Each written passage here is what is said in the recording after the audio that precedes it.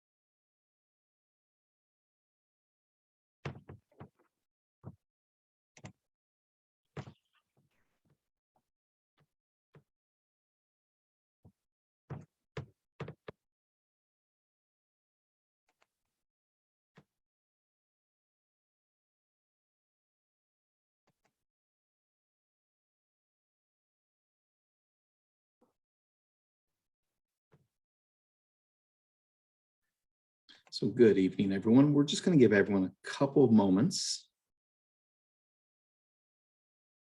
Hope everyone's having a wonderful.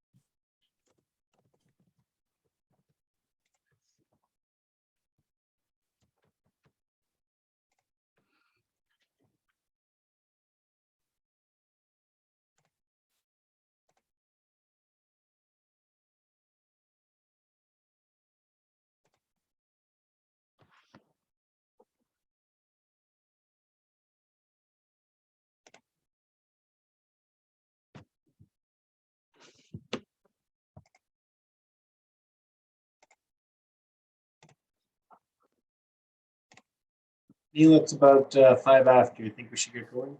Yeah, I think people are going to make their way in, but yeah, absolutely. Sure. Okay, so good evening, everyone, and welcome to what I hope you'll find to be an interesting and provocative evening with our featured speaker, former prosecutor and author Henry Kopel.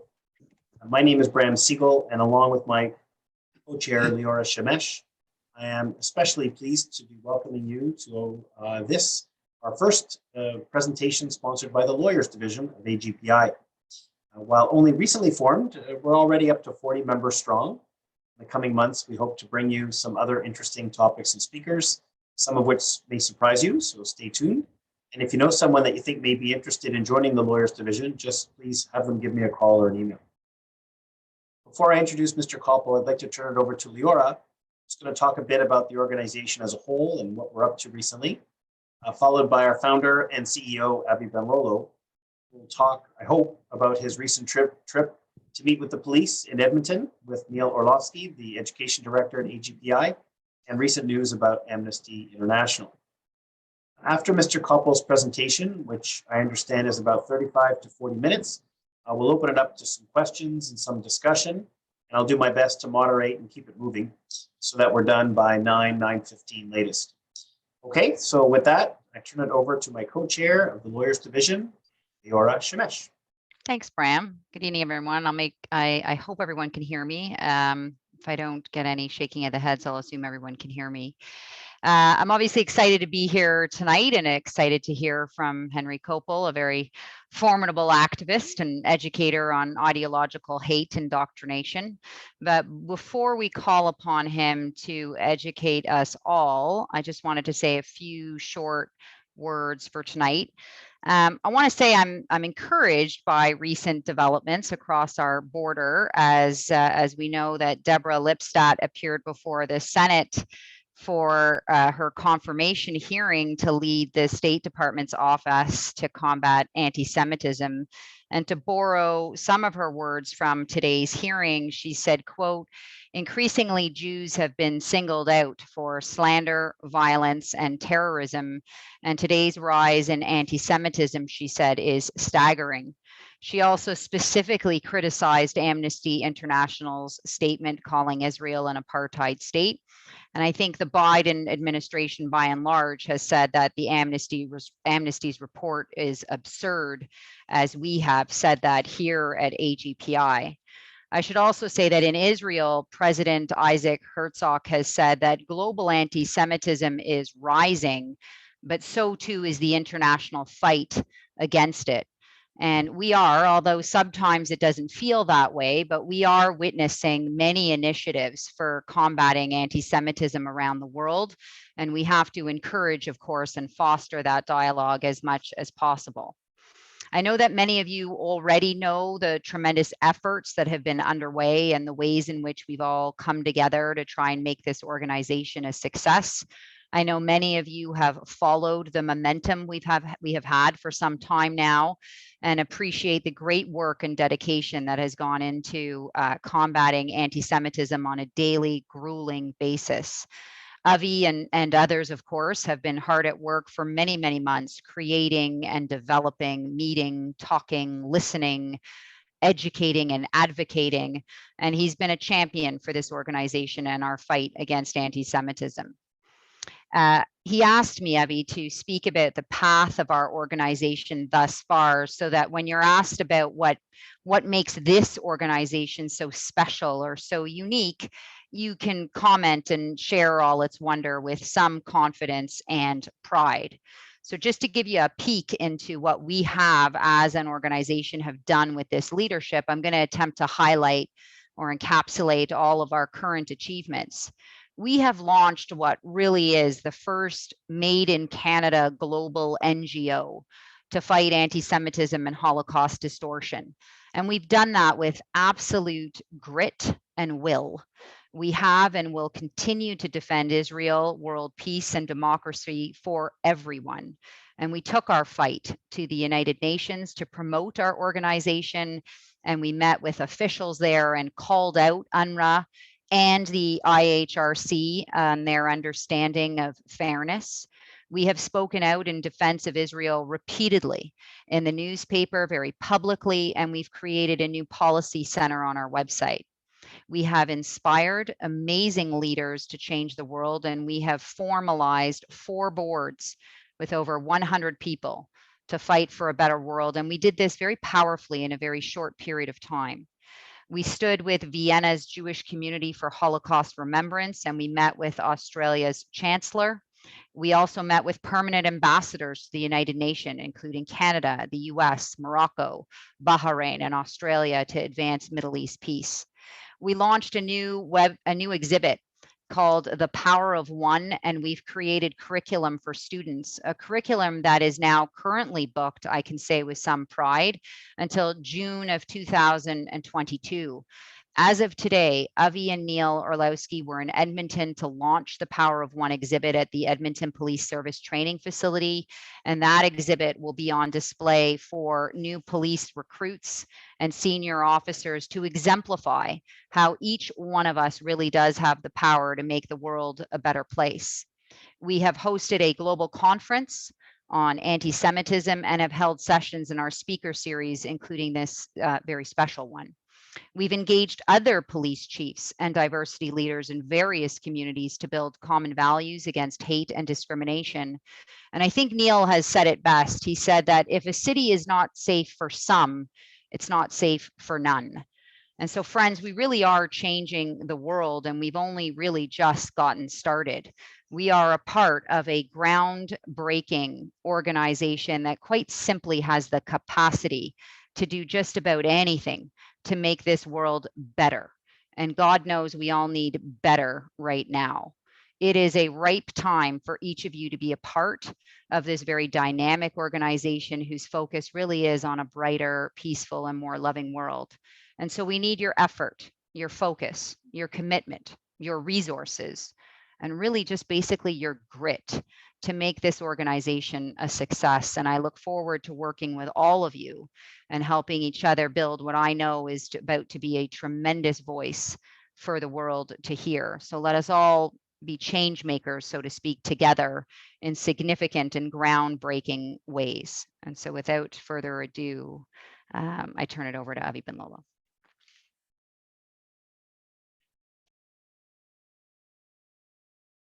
You're on mute. Yes. It's the phrase of the year.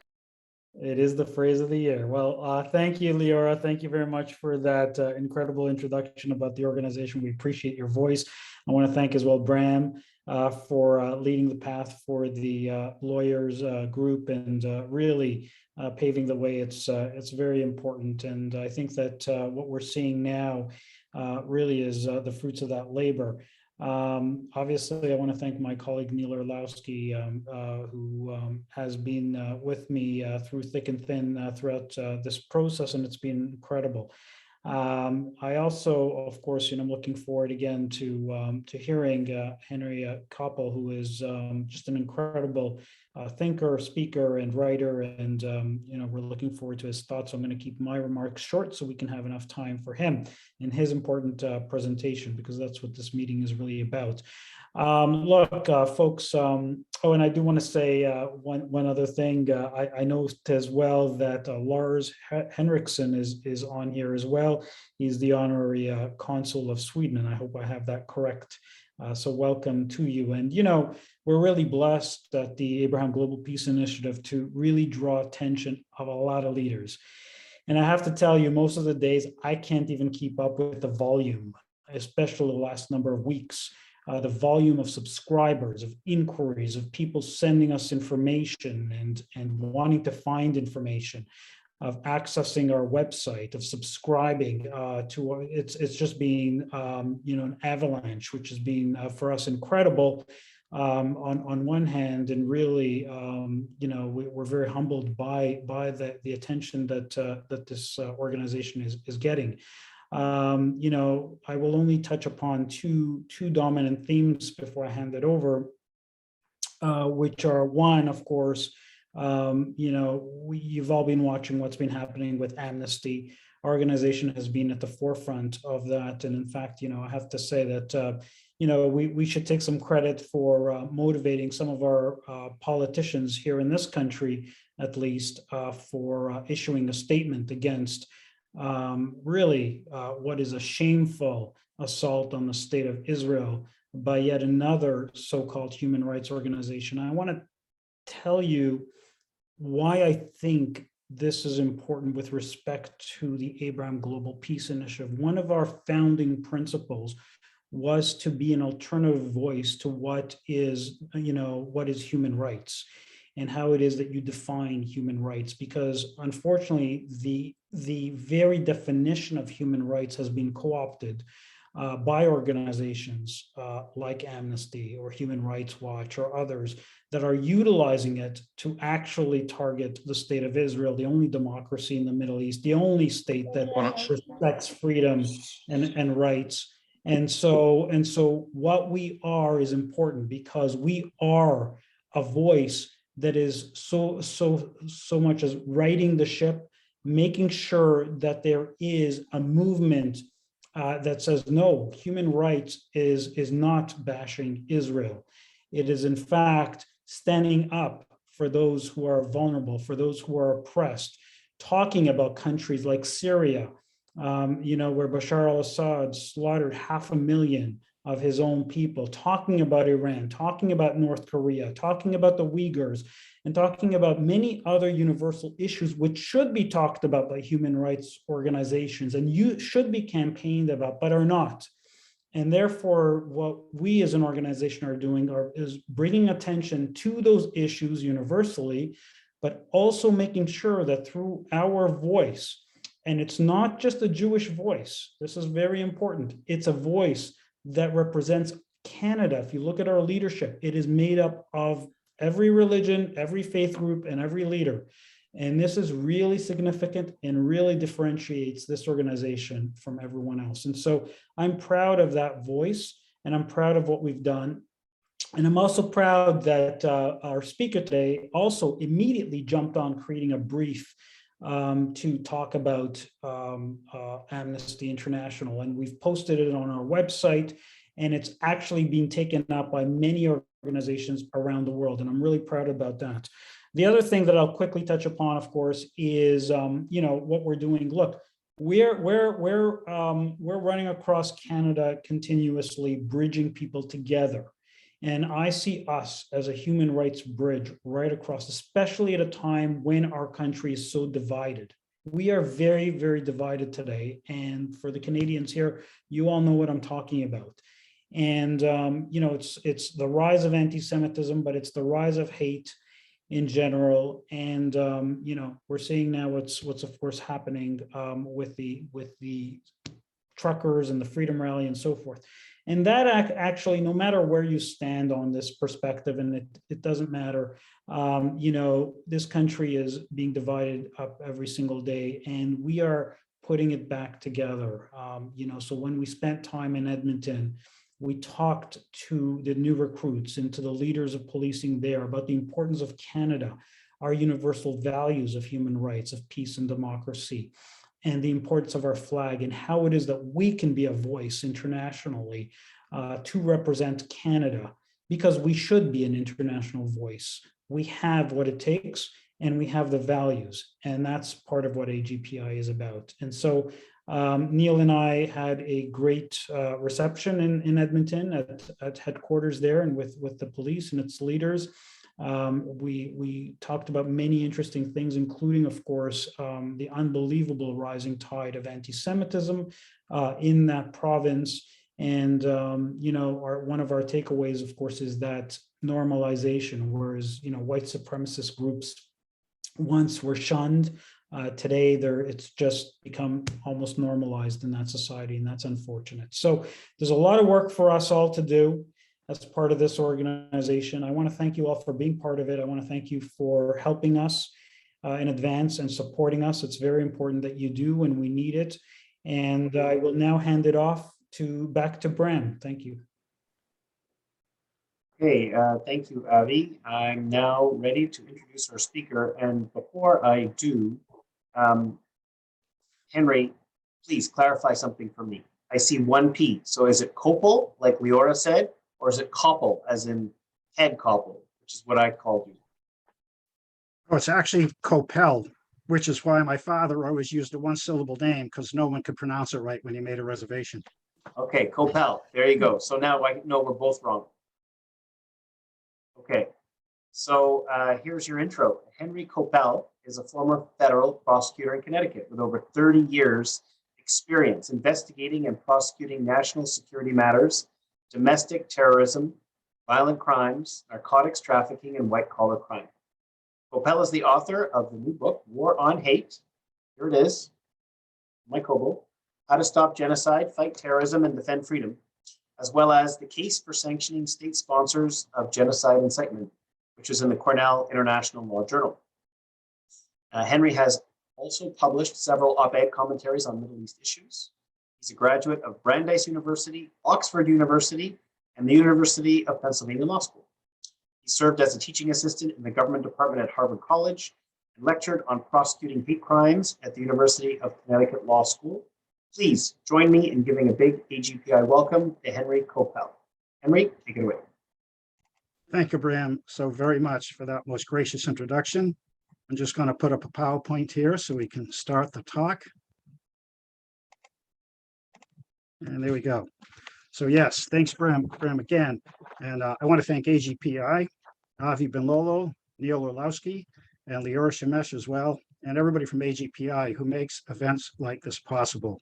It is a great privilege to be associated with this extraordinary organization. Very honored to be here. Great people doing important things. I'm sure all of us wish we didn't have to do all these things, but when the tide rises and things need to be fixed, on this front, AGPI is there, thank God. We are meeting here today 76 years since the liberation of the Nazi death camps, and a world that is still pledging and still failing to make never again a reality. In fact, since World War II, there have been at least 37 genocides around the world. Similarly, more than 20 years after 9/11, we inhabit a world still fighting and still failing to win a global war on terror. In fact, since 9/11, the world has witnessed well over 10,000 more terror attacks. All this invites the question, just what are we missing in our efforts to stop genocide and terrorism? That was my primary reason for writing the book, War on Hate. The book actually makes a very simple claim, namely, most discussions of genocide and terrorism misdiagnose their causes. For instance, conventional wisdom says the root cause of genocides is ancient hatreds. And yet, throughout history, rival ethnic groups mostly have lived next to each other in peace, genocide being the rare exception. Conventional wisdom also says the root cause of terrorism is poverty and the resulting desperation. But in fact, studies of terrorists shows that most score well above average for both income and education levels, and several opinion polls show the support for terrorism is much less among folks of lower income and much greater among folks of higher income. So, what really causes genocides and terrorism? War on Hate makes the case that, while the causes are indeed multiple, the central trigger is mass ideological hate indoctrination. Naturally, you would ask, well, how do we know this? I submit that we know this from three significant sets of facts, each one supported by an abundance of historical and social science evidence, which the book lays out at some length. Consider this first fact set. Virtually every genocide and terror campaign is preceded and accompanied by a massive deluge of us versus them hate propaganda, which targets the eventual victims. From the Jew-hating propaganda across Nazi Germany in the Holocaust, to radio and newspapers in Rwanda, which spewed hatred of the Tutsi people in the Rwandan genocide. And from Hezbollah's TV studios in Beirut, to Al-Qaeda and Islamic State's online propaganda of hatred against Jews, Christians, Israel, and the liberal democracies more generally. History shows that this same pattern of mass hate propaganda precedes all these episodes of mass killing. And some genocidal and terrorist leaders all behave as if mass hate propaganda is central as a tool for their mass killing. Now add in this second fact set. The vast majority of perpetrators of both genocide and terrorism consist of ordinary people, people who lack any distinctive psychological pathologies or violent propensities. Study after study of those perpetrators all reach the same conclusion. As Professor James Waller, author of the book Becoming Evil, puts it, quote, perpetrators of genocide or mass killing are not that fundamentally different from you and me. Significantly, this means that the perpetrators are not born that way. Rather, they are made and shaped by circumstances in their environment. So this brings us to the question, what are those circumstances?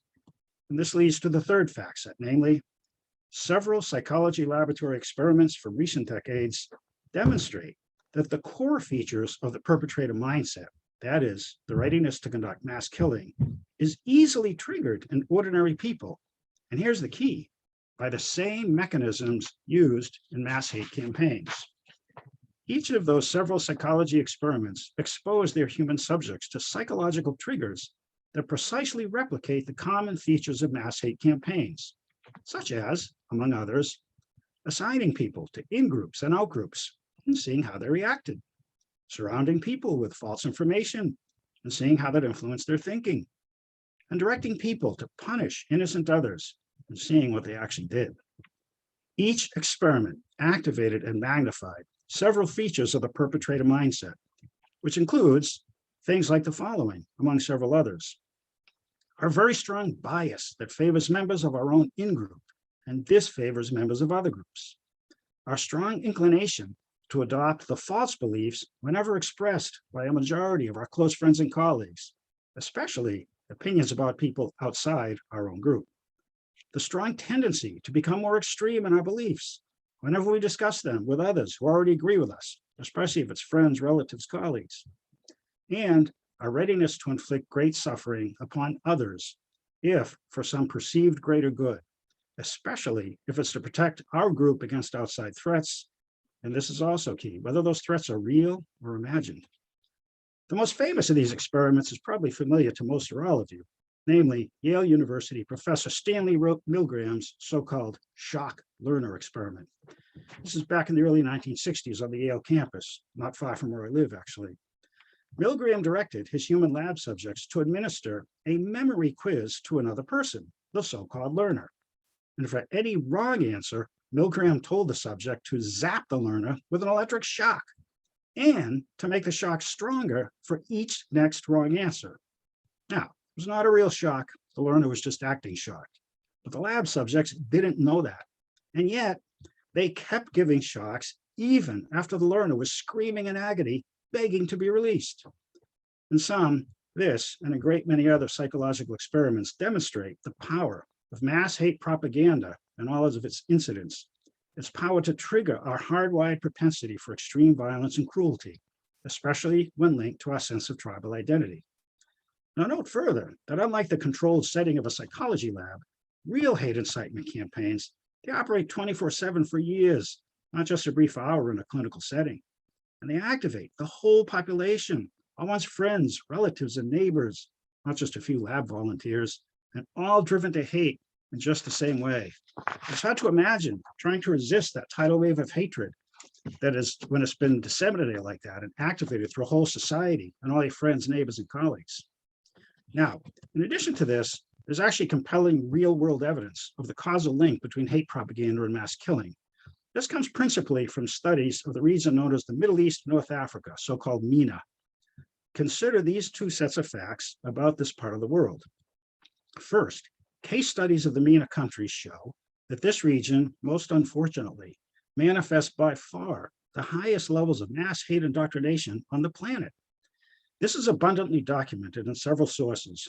One of the best is the Middle East Media Research Institute, or MEMRI. This is an open, free online database, and it has an extraordinary trove of translations of the vast tsunami of hate indoctrination that permeates these countries' schools, civic societies, newspapers, media, etc. This also has been documented in several books. I know 3 of them here. Robert Wistrick's magnum opus titled A Lethal Obsession, Neil Kressel's excellent The Sons of Apes and Pigs, and in my own book, Chapter 6, it summarizes this through case studies of 5 Middle Eastern countries. All of these sources and many others graphically document that the MENA countries flood their schools and media with such propaganda messages as these: hatred of Israel and America, claims that Israel and the CIA were the real perpetrators of 9/11, accusations that Jews and Israelis poison Muslims' food and water supplies, and the recycled version of the old blood libel that the Jews kidnap and torture Muslim children to drain their blood for use in religious rituals. The late Robert Wistrick, in his great book, A Lethal Obsession, sums up the state of play this way, quote, "A culture of hatred permeates books, magazines, newspapers, sermons, the internet, television, and radio in the Arab Middle East that has not been seen since the heyday of Nazi Germany." Now, with all that in mind, consider this parallel set of facts. The MENA region also reflects the world's highest levels of terrorism. According to the world's largest non-governmental database of terror attacks hosted at the University of Maryland, of the top 10 countries in recent years impacted by terrorism, in 2014, 6 of the top 10 were in MENA, including 4 of the top 5. The next year, 7 of the top 10 were from MENA, and in 2016, 8 of the top 10. And sadly, there's even more compelling evidence of the same phenomenon, specifically from Palestinian territories known as the West Bank and the Gaza Strip. This focuses on the time frame between the 1993 signing of the Oslo Accords, the rejection of a very generous statehood offer in 2000 and 2001 by the Palestinian leaders, followed by the launch of what they call the Second Intifada in the early 2000s. Now, over this time period, the stats are just like MENA, but only more extreme. Let's look at the incitement. Again, time only permits a bare tip of the iceberg of examples. I can guarantee you they are reflective of hundreds and hundreds, if not thousands of others. It is sadly true that during those years, and frankly, even today, Palestinians wake up to their daily newspaper portraying headlines such as this: "Massacre is the basis of the state of Israel. The Jew is the disease of the century. Israelis are the new Nazis." Similar propaganda is drenched throughout the schools and the civic ceremonies of the Palestinian Authority. and in Gaza, of course, under Hamas. So much so that parents will sometimes dress their own little children up to celebrate what sadly has become Palestinian civil society's greatest heroes, namely suicide bombers. Take a look at these two photos of how this happens. Look at that little boy in the right. He can't be more than 3, maybe 2 years old, dressed up as if to blow himself to smithereens to mass murder Jews. When you wonder why we can't seem to make a sustainable peace with the Palestinian Authority, you may want to contemplate these photos. Now it's even worse, because when young men in the Palestinian Authority succeed in blowing themselves up and mass murdering a lot of Jews, they are celebrated like nothing else within this part of the world. They actually print up so-called martyr cards. Now, some folks as old as myself here may remember that in the 60s and 70s, a lot of us as kids would trade baseball cards, lionizing our heroes, Frank Robinson, Hank Aaron, etc. Well, these are the heroes that this propaganda has made for the Palestinian Authority. They literally print these up in the tens of thousands. They're all over the place. It is tragic. Now, again, with this in mind, consider the second set of statistics. From those same years, West Bank and Gaza displayed the world's highest levels of terrorism. According to the late Alan Kruger's outstanding book, What Makes a Terrorist, the top 6 places in the world having experienced per capita terrorist attacks during those years are here. Not only does the West Bank and Gaza top the list, but it beats the number 2 country, Sierra Leone, by a factor of almost 4. It beats the number 6 country, Colombia, which we know is tragically riven with a lot of violence from their drug gangs, by a factor of almost 7. And some, I would submit, that the causal links between propaganda and terrorism, between propaganda and genocide, are real, and they are powerful. Now, all that being said, there are, in fact, multiple causes of both genocide and terrorism. Let's take a look briefly at genocide. Professor Barbara Harf at the U.S. Naval Academy has conducted the world's most extensive statistical study of genocide causes. She identified 5 other factors that have the strongest correlation with genocide outbreaks. Taken together, those 5 predict 74% of the dozens of genocides that she studied. Here are those 5 factors. Prior genocide having occurred in the same country, autocracy as a form of government, autarkic isolation, that is, a country mostly closed to trade and other outside influences, ruled by an ethnic minority, and a ruling elite that promotes an exclusionary ideology. Now, as to terrorism, there's no single multi-factor study like Barbara Harf's, but there are several single-factor studies that are most compelling. In particular, they identify these 4 factors other than ideological incitement as causal. Repression of civil rights and liberties, widespread corruption generating mass hostility against the government, relative group deprivation across ethnic and religious divides.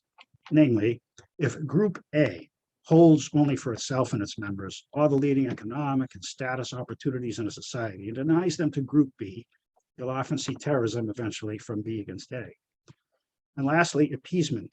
The Harvard Law professor Alan Dershowitz wrote a fantastic book called Why Terrorism Works. In it, he compellingly and with great detail demonstrates that efforts to appease terrorists not only do not reduce terrorism, they actually increase it for providing incentives.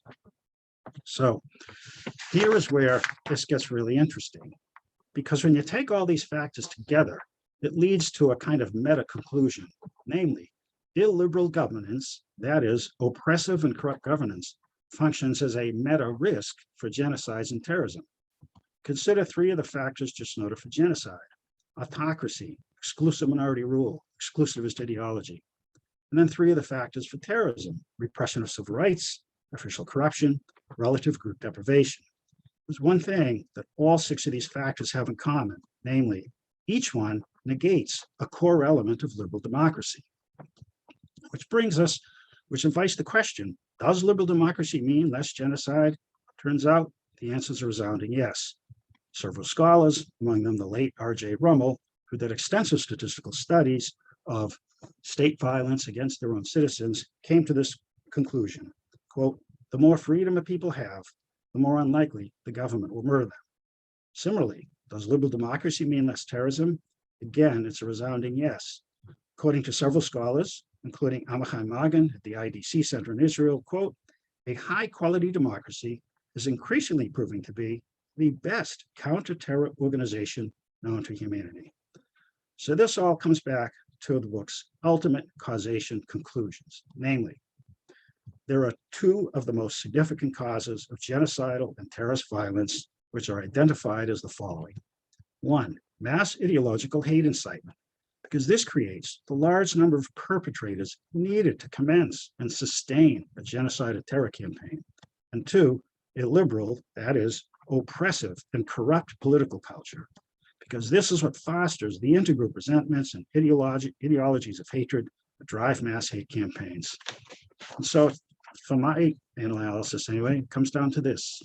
If you really want to make never again a reality, you really want to see the terrorists defeated, we need to be focusing on and targeting these two causal vectors in our efforts to stop genocide and fight terrorism. Now, before getting to the conclusion of, so what policies can do that, I just want to talk about a couple of things briefly. One is look back once more at the Middle East, because we've already seen that it is among the most heavily inundated places on the planet with mass ideological hate incitement. It also turns out, sadly, it's the region governed by the least amount of freedom, the greatest amount of oppression on the planet. According to the Cato Institute in Washington, which publishes an annual Human Freedom Index, here's the stats for the year 2020 put on a map. They're very similar to years before and after. The dark green places are the most free, least oppressive governed countries on the planet. The lighter green to the very pale green are the most oppressive. The gray areas are ones with no data. Take a look at the Middle East, North Africa. Sadly, this is among the least free, most oppressively governed place on the planet. Now consider the statistics for terrorism. It's very sad to say that this region also is among the most corruptly governed regions on the planet. Transparency International keeps a global corruption perceptions index, which it publishes every year. Again, the figures from 2020, which are not that different than years before or after, are mapped out as follows. The yellow-orange areas are the least corrupt places on the planet. The red, especially the dark red, are the most corrupt. Sadly, again, the Middle East comes close, or actually does top the list for corrupt governance. So it's no wonder, given this causation analysis, that the Middle East produced among the highest levels of terrorism and mass killing on the planet. Now, one more point that I want to discuss before we go to solutions, and it's this. Unfortunately, the several facts I've outlined in the last 15 to 20 minutes often fall on deaf ears in the places where it matters most, namely in America's national security agencies, across Europe's political and opinion leaders, and across academia and foreign policy think tanks. Much to the detriment of our national security, our leaders display a kind of willful blindness towards both the tsunami of hate propaganda across the Middle East and, at least to some degree, towards the illiberal corrupt governance that drives this propaganda. I'm just going to once again give a tip of the iceberg set, just a few examples of the very great many that are out there from the past 15 years of these three sectors that I just mentioned, starting with the US national security agencies. Again, just examples, very representative. In 2010, the White House's terrorism advisor declared a new US policy of working with Hezbollah's, quote, moderate elements. Now, anyone who studies Hezbollah, read their charter, watched what they say knows that they're committed to the eradication and annihilation of every last Jew on the planet. There is no such thing as a moderate genocide. I've looked, there aren't any. This statement was contrary to fact. In 2011, the Director of National Intelligence for the United States declared that the Muslim Brotherhood, I'll say it again, the Muslim Brotherhood was, quote, largely secular. Again, not saying everything this group does is all bad, though they're highly problematic, but anyone who knows anything about the Muslim Brotherhood knows that they are not largely secular. How could the lead intelligence official in the United States make such a claim? In 2015, the CIA director of the United States declared that the Islamic State, I'll say it again, the Islamic State is not Islamic. He didn't say they're perverting Islam, they're distorting Islam. He said they're not Muslims. We got a gap in facts here. In 2016, President Barack Obama had a meeting in the White House with French President Francois Hollande. They met to discuss the terrible carnage in Syria and what to do about it. And after the meeting, they published a transcript. From that transcript, they literally cut out Francois Hollande's references to, quote, Islamist terrorism. We're now in Harry Potter land, and you can't say Voldemort. You cannot say Islamist terrorism. The Ministry of Magic says everything will be okay. You can just ignore it. This came to a bit of a head of the year 2012 of the US Congress. A congressman from Texas named Louis Gohmert prepared a presentation, which he outlined, aptly titled Disappearing Language. He made a chart, which I'll just put a small excerpt up for here. He counted terms like jihad, Muslim, Islam, and others, things central to the whole issue of terrorism emanating from the Middle East. And he compared the number of times those words were listed in 3 documents over time. First, the 9/11 Commission report published in 2004. Second, the FBI's list of their counterterrorism lexicon from 2008. And from 2009, the National Intelligence Survey by our intelligence agencies. All right, 2004, here was the word count. Jihad mentioned in the 9/11 report 126 times, Muslim 145, and Islam 322. You'll see a bit of a drop off in 2008. 0. You can't say Voldemort in our intelligence agencies. Well, maybe that was a fluke. Let's look at 2009. 0. Whoops, sorry, I've missed a slide there. Oh, I think it is up. For some reason, my computer's misbehaving. You give me a moment there. All right, 0 mentions in the latter 2 reports is the point. Sorry about that, that little flip on the slide. This isn't just a matter of language and linguistic problems. It's also a matter of consequences. There are many one could cite. I'm just going to cite one. In the fall of 2009, a terrible thing happened in Texas, United States. On an Army base called Fort Hood, one of the officers, a major and an Army psychiatrist, opened fire and started spraying bullets at his colleagues. He ended up murdering 12 people and maiming and wounding 31 others. His name was Nadal Hassan. As he fired away, he kept shouting, Allahu Akbar, which is often said, sadly, by terrorists who come from an Islamist radical background. It turned out that this might never had to have happened, that these were needless deaths and maimings. Because it turned out later, a Senate committee led by Senators Joe Lehman and Susan Collins published a report aptly titled Ticking Time Bomb. It turned out that Major Hassan for years had been declaring his radical Islamist beliefs, quote, at every opportunity.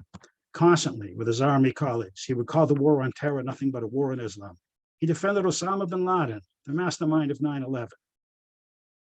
And yet, in his annual reviews, despite this obvious facts, his senior officers omitted any reference year after year to Hassan's radical Islamism. Apparently, they feared being called bigoted or prejudiced. You couldn't say it. And even after this terrible act of terror, the United States government did not call this massacre terrorism. They called it, quote, workplace violence, because you can't say Voldemort. You can't say radical Islamic ideology. You see similar things happening across Europe among political and opinion leaders. Again, just a few tip of the iceberg examples. I got plenty more in the book. There are politicians in Europe who've tried to call for a greater integration between the Muslim immigrant communities and the broader community and the values and practices of European liberal democracy. Fritz Bolkenstein, a leader of the Dutch Liberal Party in 1991, said just that. The best way to reduce immigrant nativist tensions is for Muslims to be more integrated into our liberal society, gender equality, things like that, ecumenical religion. For saying this, he was denounced as a racist and a bigot and told not to say it. 11 years later, a fellow named Pim Fortuyn, self-identified as a gay Dutch Marxist, that is, a proud man of the left in the Netherlands, ran for president. He was very concerned of the growing illiberalism coming out of some communities, particularly in the immigrant sector. He again called for more integration, more respect for gender equality and ecumenical religion, things like that, gay rights. And he was critical of some of the Muslim leaders and some of the immigrant communities who were opposed to these principles of Netherlands democracy. For that, he was denounced as a radical bigot. He received many death threats, and shortly before the election, he was murdered by a self-described vegan activist who said afterwards, I thought he was being bigoted against Muslims. People from the Islamic community, both active Muslims and those who are former Muslims in Europe, who've tried to call out, and I'm not saying the whole community is this way, just select parts. No community is all good, all bad, all moderate, all radical. We all know that. But ex-Muslims and Muslims who called out the radicalism of some of their co-religionists were denounced and suffered death threats and had to be put under security and go into hiding.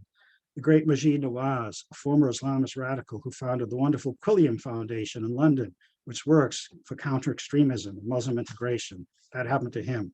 You probably all know of the great human rights leader, Ayaan Hirsi Ali, who moved from Somalia to the Netherlands, got elected to the parliament, and with her co-producer, Theo van Gogh. I think he's a grandnephew, perhaps, of Vincent van Gogh. They made a film called Submission, which sought to shed a light on some of the very abusive practices toward women in more Salafist, radical Muslim immigrant communities.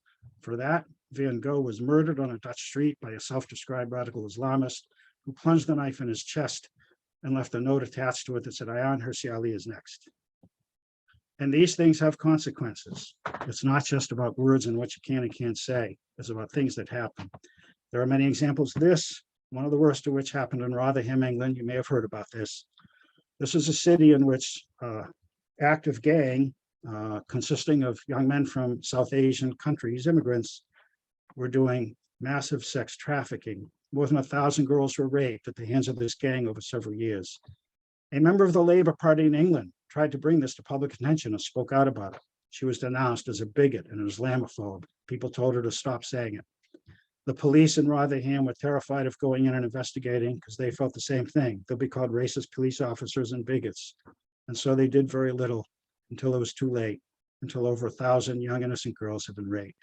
This is consequential. This is serious.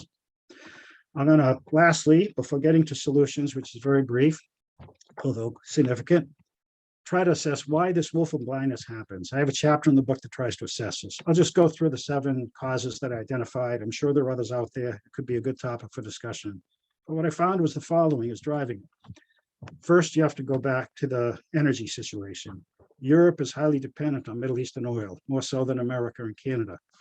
In 1973, in the Arab-Israeli War, the Organization of Petroleum Exporting Countries from the Middle East said to the Western countries, don't support Israel. You got to take the pro-PLO, pro-Arab line, or else we're shutting off the oil spigot.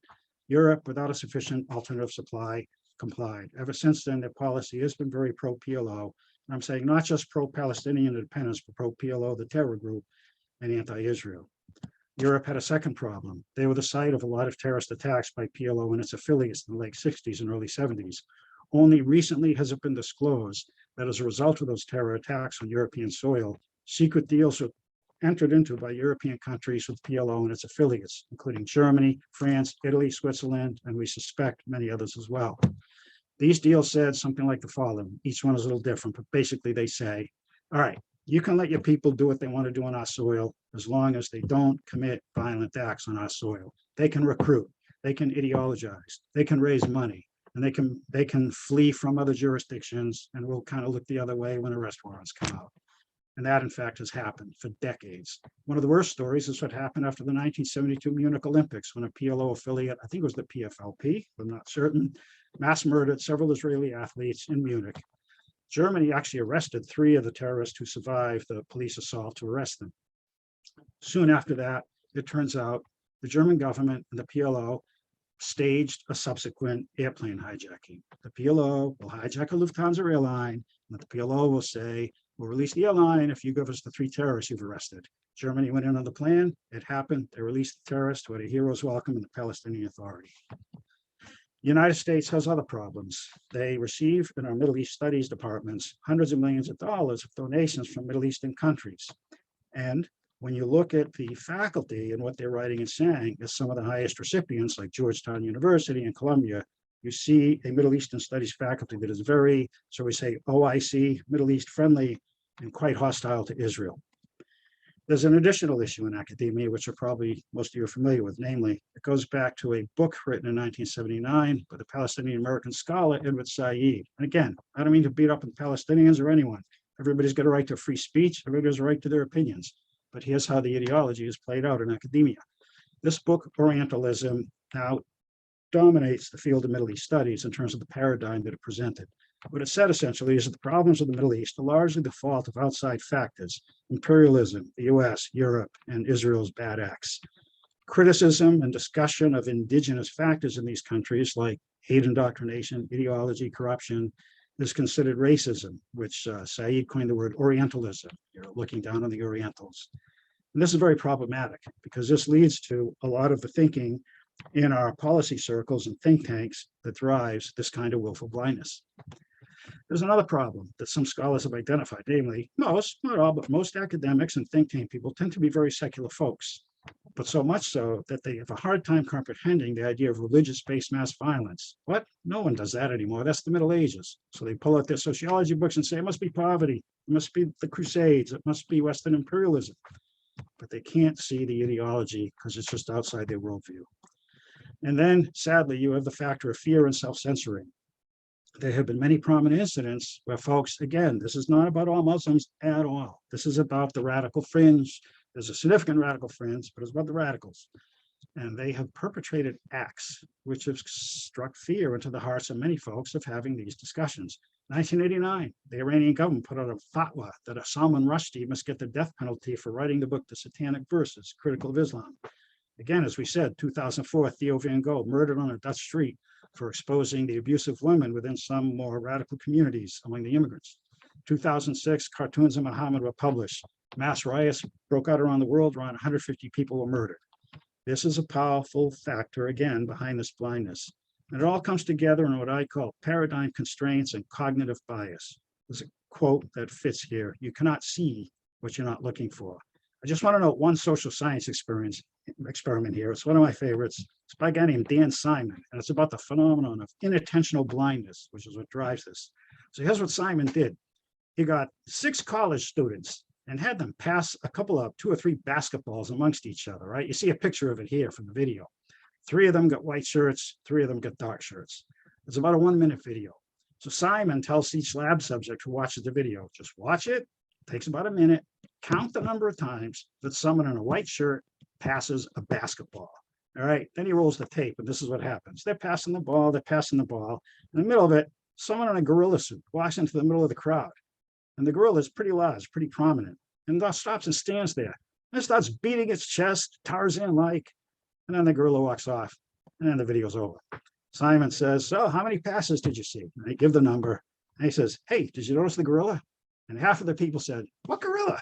There's no gorilla, because you can't see what you're not looking for.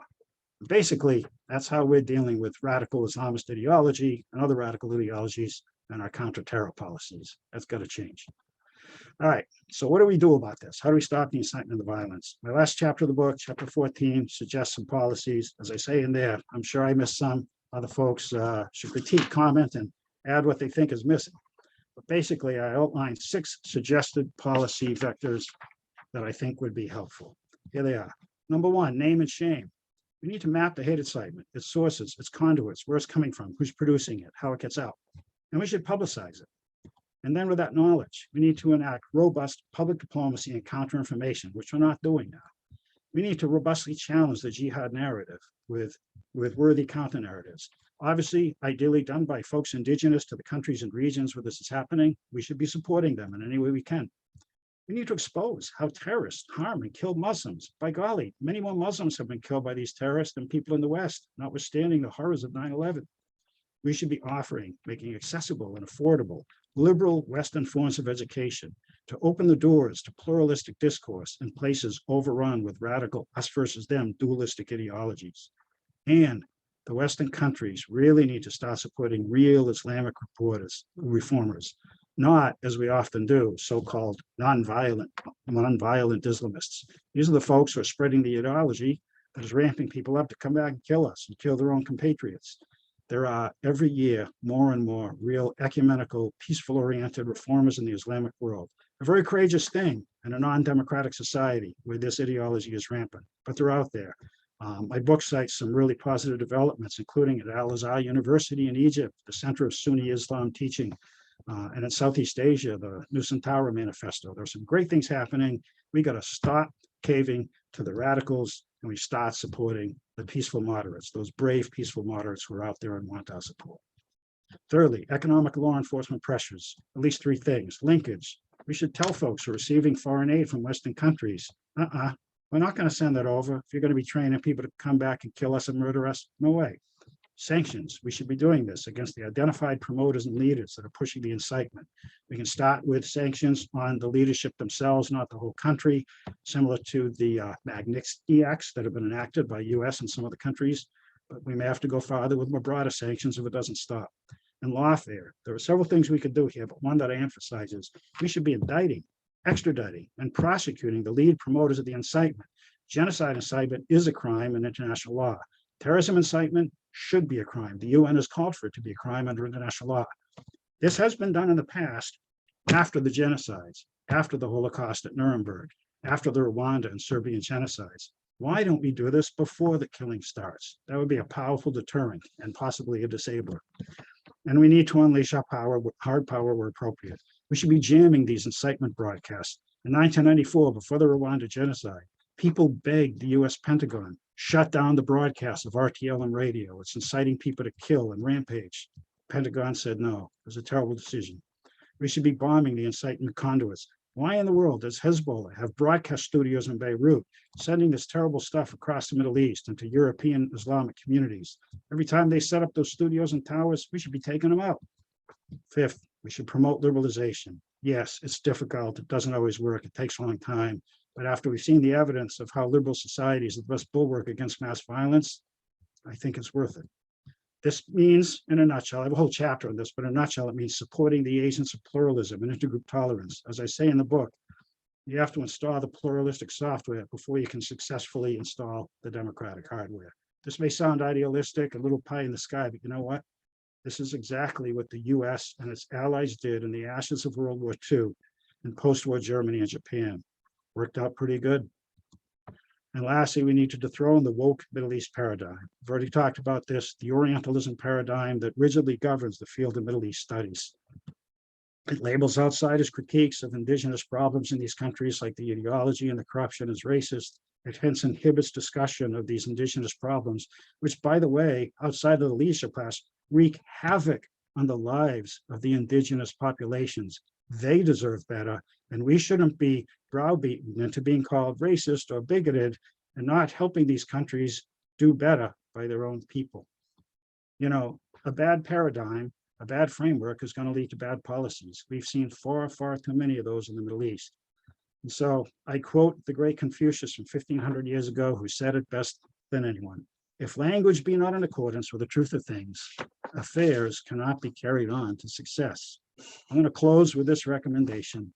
It's up to us to bring our language and our policy discourse back in accord with the truth of things, and thereby begin to fashion policies, finally, that will actually reduce and eliminate these terrible scourges of mass killing.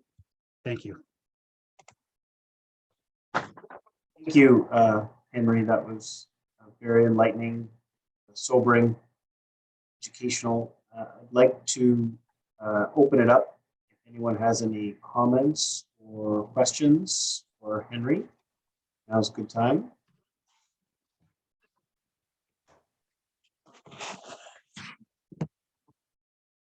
Henry, while we're waiting for people brave enough to ask a question, let me ask you one. Tell me a bit about how your matrix and your indices match up in the US. You know, we're hearing more and more talk about how the US being so red versus blue, no middle ground, the temperature rising, a lot of people thinking that there's more of a tendency for civil war. What do you think, judging by the matrix and the standards by which you've set out in your book? Sure. Well, I appreciate that question, Bram. And I'll say first, compared to the book, it's a little outside my lane, not my expertise, but I think you're right. The paradigm can be brought into of the us versus them ideologies is relevant anywhere, because as we saw, they cut directly against the effectiveness of a functioning democracy. You know, I say to some people, in a dictatorship, you don't really need virtuous people to run the society. Basically, the dictators kind of call the shots.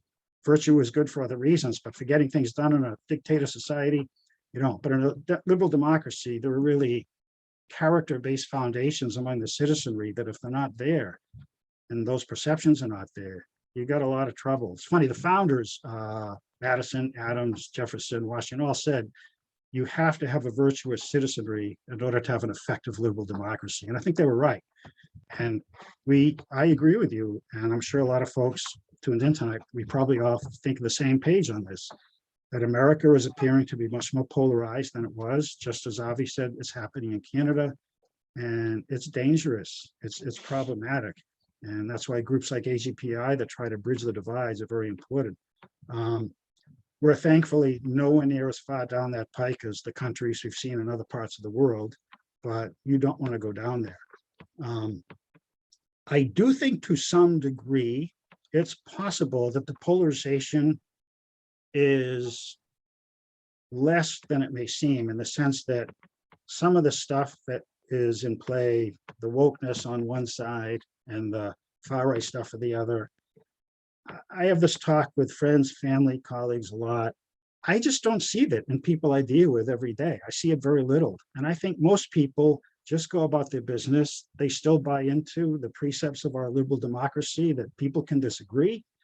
People can disagree and still be good people. I was listening to a wonderful podcast by the Princeton scholar of communism. I forget his name for the moment. He's finishing a 3-volume biography of Stalin, and his point was, people are going to disagree. America has always been a deeply divided country when it comes to political debates. The difference in the cycle we're seeing today, and we've seen it sometimes in the past, is when they disagree, they don't view the other side as, well, they're a little misinformed. They kind of don't get it, but hey, he's my buddy, she's my friend. It's like, they're evil. They're devils. We got to do anything and everything by any means possible to shut them down. Otherwise, they're taking us to hell. That's the problem. But I don't think everybody's like that. But I think the moderate middle has been kind of silenced. If that makes sense. Thank you.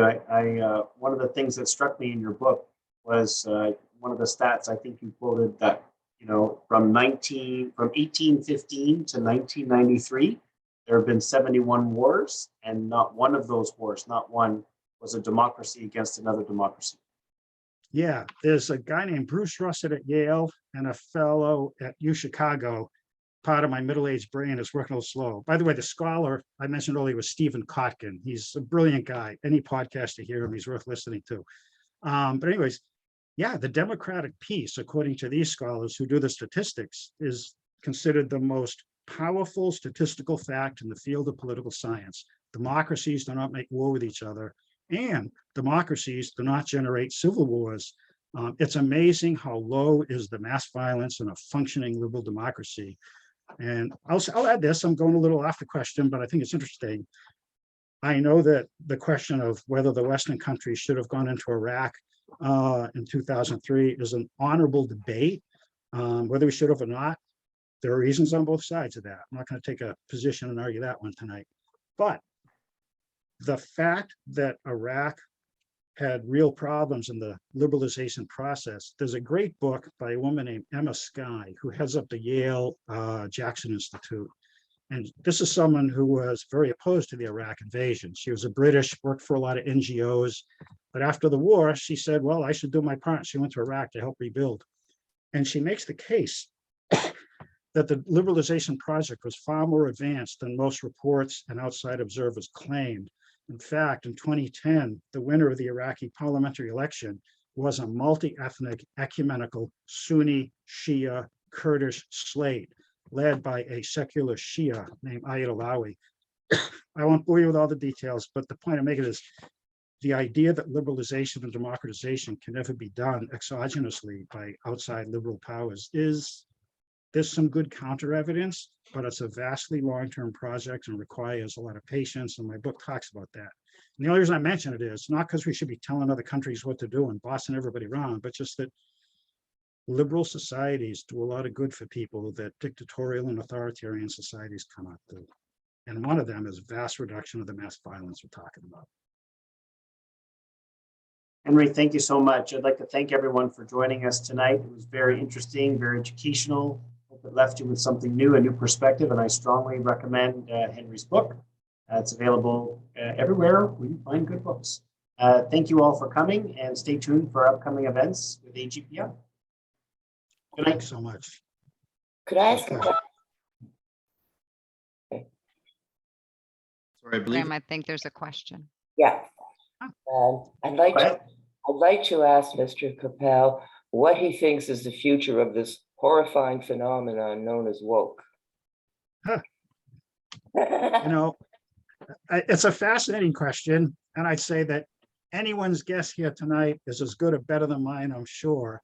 I think, you know, my boss at the U.S. Attorney's Office and by the way, it's great to be with a bunch of lawyers because I just resigned from the law after 35 years. I'm not a lawyer. I'm not saying everybody's a lawyer, but it's sponsored by, it's nice to be with the legal community again and others.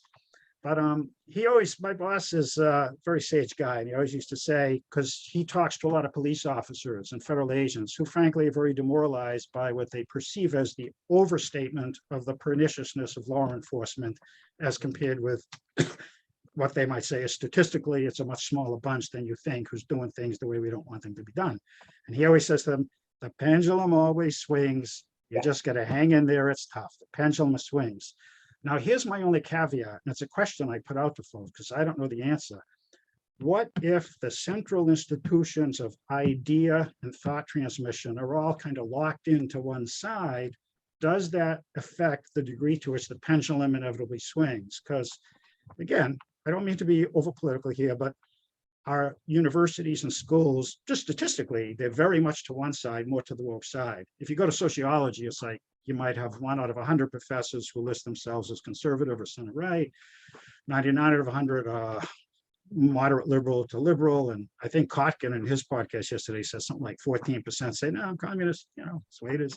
So you really got some issues of idea transmission. And so I don't know if the pendulum's stuck on one side because what's happened in our universities. The reason I worried about it from an AGPI perspective is sadly that ideology has gotten wrapped up with Israel is the demon and those against Israel, even if they seek their means through terrorism, you don't criticize it, the willful blindness.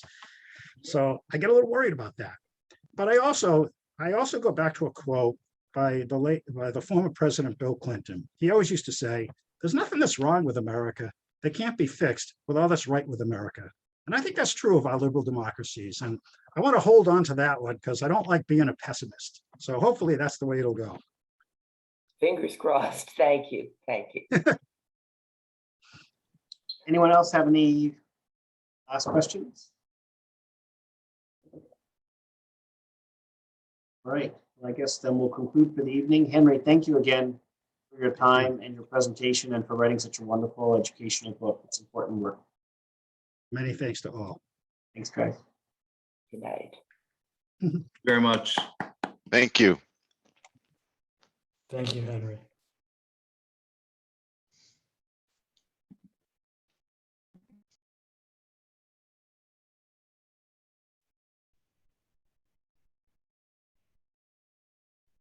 So Bram, if you want to stop recording. Okay.